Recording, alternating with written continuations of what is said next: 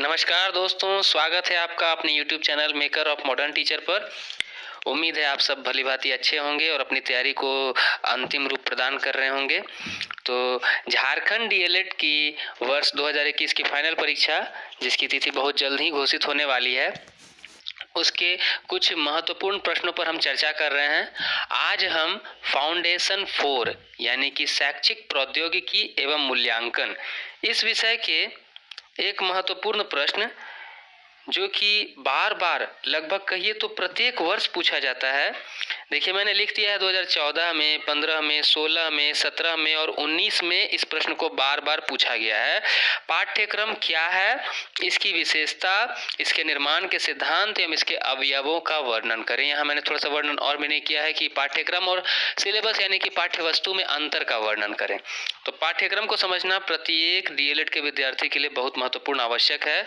मैंने कोशिश की है कि इस एक वीडियो में आपको पीडीएफ के माध्यम से पूरी तरह से पाठ्यक्रम को समझाने का प्रयास करूं। तो देखिए, मैं उत्तर को प्रारूप के अनुसार आपके सामने प्रस्तुत कर रहा हूं।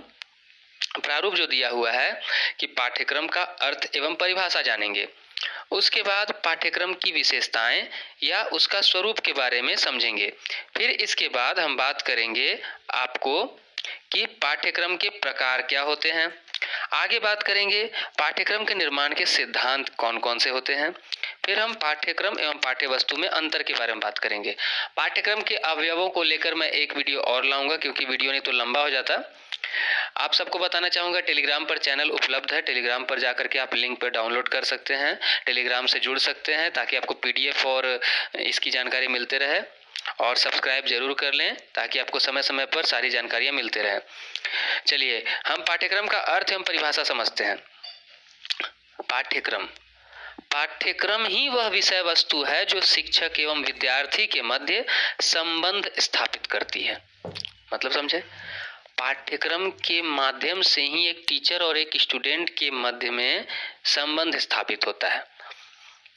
संपूर्ण विद्यालयी प्रक्रिया, विद्यालय में होने वाली सारी प्रक्रियाएं, चाहे वह शैक्षणिक हो या गैर शैक्षणिक, जो विद्यार्थी के संपूर्ण विकास, शारीरिक एवं मानसिक के लिए प्रयोग में लाई जाती है, क्रमबद्ध एवं संगठित रूप में पाठ्यक्रम कहलाती है। तो पाठ्यक्रम क्या होता है? विद्यालय में होने वाली संपूर्ण प्रक्रियाएं, चाहे वो शैक्षणिक हो, गैर शैक्षणिक हो, पाठ्य सहगामी प्रक्रियाएं हो, जिनके द्वारा बालक या बालिका या विद्यार्थी के संपूर्ण विकास पर ध्यान दिया जाता है, शारीरिक, मानसिक, सब पर। तो ये सारी प्रक्रियाओं को हम सम्मिलित रूप से पाठ्यक्रम का दर्जा दे सकते हैं। अगर शाब्दिक अर्थ की बात करें तो यह अंग्रेजी भाषा के क्यूरिक्यूलम शब्द का हिंदी अनुवाद है। किसका? क्यूरिक्यूलम, करिकुलम भी बोलते हैं, जो लैटिन भाषा के क्यूरेरे, CURRE, क्यूरेरे शब्द से बना है, जिसका अर्थ है दौड़ का मैदान। यह जो दौड़ का मैदान होता है, करिकुलम क्यूरेरे से ही बना है। जिस प्रकार एक धावक दौड़ के मैदान को दौड़कर पार करता है, उसी प्रकार एक विद्यार्थी पाठ्यक्रम रूपी दौड़ के मैदान को दौड़कर अपनी शिक्षा पूरी करने का प्रयास करता है। ठीक है? यानी कि जो पाठ्यक्रम है वो विद्यार्थी के लिए एक दौड़ का मैदान है।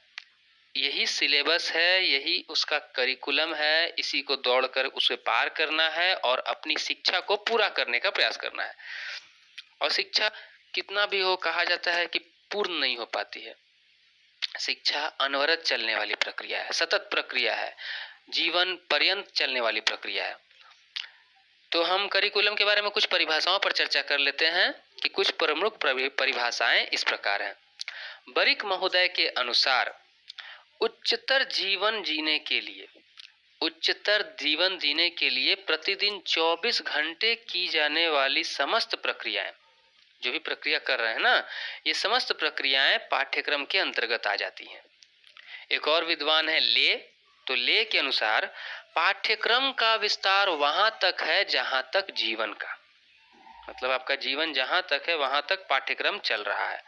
अगर हम जॉन डीवी की बात करें तो देखिए, सीखने का विषय या पाठ्यक्रम पदार्थों, विचारों और सिद्धांतों का चित्रण है।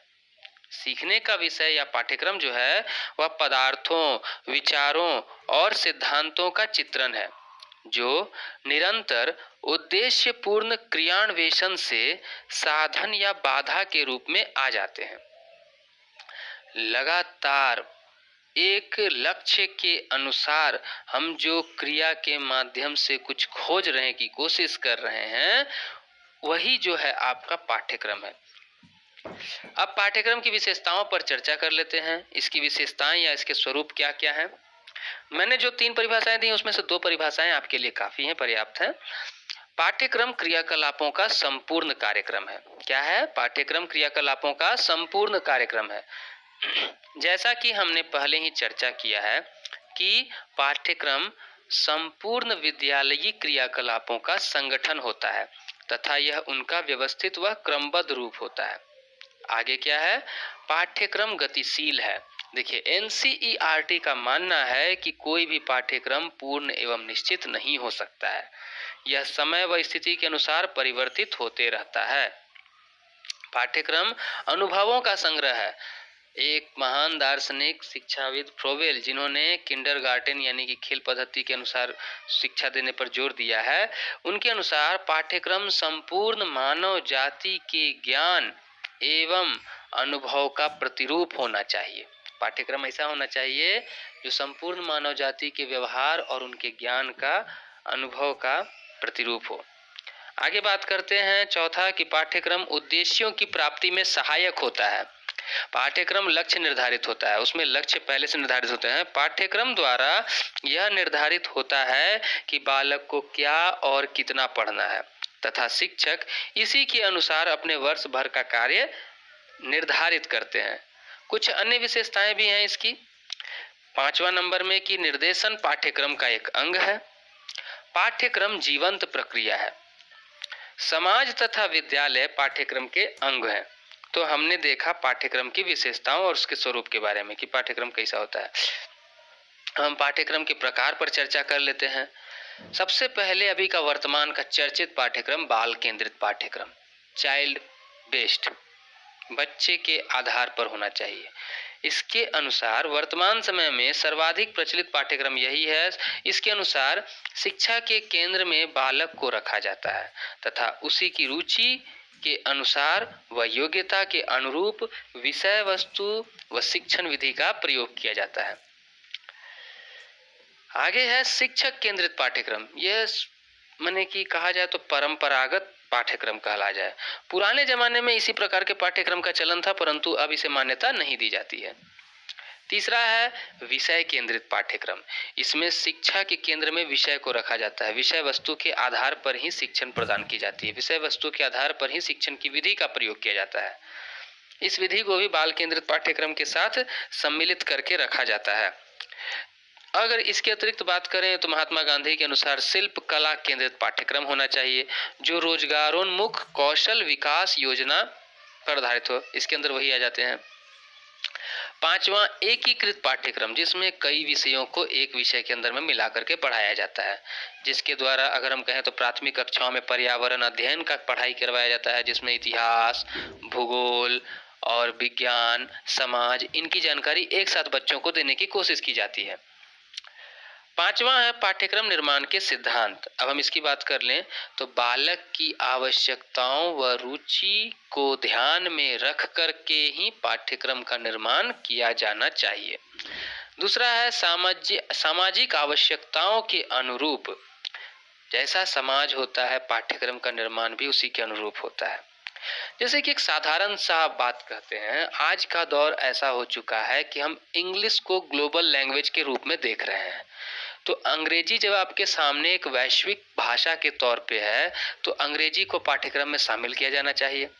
हम देख रहे हैं वर्तमान युग में कंप्यूटर की जरूरत बढ़ रही है, आवश्यकता बढ़ रही है, तो कंप्यूटर को पाठ्यक्रम में शामिल करना आवश्यक है। हम देखते हैं कि वर्तमान युग जो है प्रतियोगिता का युग है, कंपटीशन का युग है, तो मैथ और साइंस की समझ बच्चों में अच्छी होनी चाहिए। तो अब इसके लिए हम पाठ्यक्रम में इन विषयों को जोर दे करके रखते हैं। तीसरा है पाठ्यक्रम ऐसा हो जिसके अनुसार मिली शिक्षा बच्चे को भविष्य में उपयोगी सिद्ध हो। यानी कि पाठ्यक्रम ऐसा हो जो उसको रोजगारोन्मुख हो, आजीविका का साधन उपलब्ध करा सके। चौथा है रचनात्मकता का सिद्धांत। प्रत्येक विद्यार्थी के अंदर जन्मजात रूप से कुछ प्रतिभा छिपी होती है, अतः पाठ्यक्रम ऐसा हो जो उसकी रचनात्मक प्रतिभा को बाहर निकाल सके।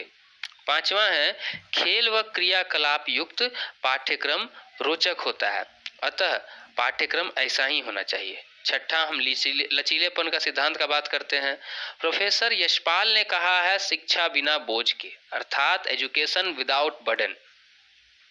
एनसीएफ का भी कहना है कि विद्यालय के बाहरी जीवन से जोड़ना शिक्षा का पहला उद्देश्य होना चाहिए। जो कक्षा के अंदर उसको ज्ञान मिलता है उसको विद्यालय के बाहरी जीवन से जोड़ना। अतः पाठ्यक्रम ऐसा हो जो समय, स्थान व बच्चों के सामाजिक विकास के अनुरूप परिवर्तित किया जा सके। तो ये हमने देखा पाठ्यक्रम के निर्माण के सिद्धांत। हम चर्चा कर लेते हैं पाठ्यक्रम तथा पाठ्य वस्तु में अंतर, यानी कि difference between curriculum and syllabus. पाठ्यक्रम इसका क्षेत्र व्यापक होता है, तो पाठ्य वस्तु यह पाठ्यक्रम का ही एक अंग है। पाठ्यक्रम यह पूरी शिक्षा के दौरान मिला अनुभव है, तो पाठ्य वस्तु यह पाठ्यक्रम के निर्देशों का पालन करती है। पाठ्यक्रम में तीसरा नंबर, पाठ्यक्रम का निर्माण विद्यार्थी के वर्तमान आयु, रुचि स्तर तथा उसके भविष्य को ध्यान में रखकर किया जाता है। तो तीसरा नंबर पाठ्य वस्तु में कि यह केवल बच्चे की वर्तमान कक्षा के विषय वस्तु के अनुसार होता है। चौथा नंबर पाठ्यक्रम के अंतर्गत प्रयोग तथा शोध शामिल है। तो चौथा नंबर पाठ्य वस्तु में सिर्फ किताबों द्वारा अर्जित ज्ञान पर ध्यान दिया जाता है। 5 नंबर इसमें शिक्षा किताब, व्यायाम तथा खेल कूद सबके द्वारा दी जाती है। और इधर 5वां नंबर यह केवल किताबों पर आधारित है। छठा नंबर इसमें शैक्षणिक तथा पाठ्य सहगामी क्रियाएं शामिल हैं, तो पाठ्य वस्तु में सिर्फ पुस्तकीय शिक्षा शामिल है। इस प्रकार हमने देखा पाठ्यक्रम का विस्तार पूर्वक वर्णन। अगली कक्षा में हम किसी महत्वपूर्ण वीडियो के साथ आपके सामने उपस्थित होंगे, तब तक के लिए